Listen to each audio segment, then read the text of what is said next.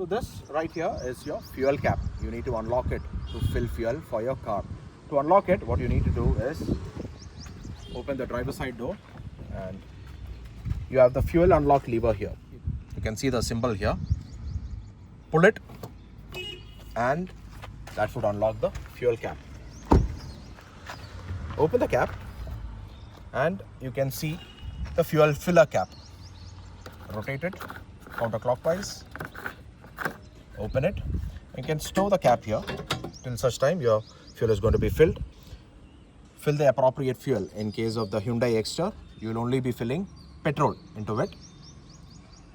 Once you do the filling, take the cap out of the slot.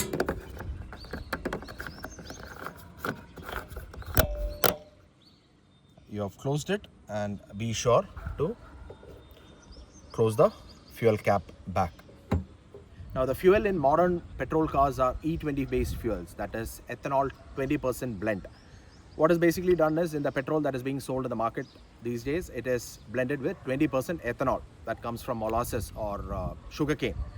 And most car manufacturers have deemed that their engines are perfectly safe to deal with 20% ethanol blend. It used to be 10% before, it is 20% now.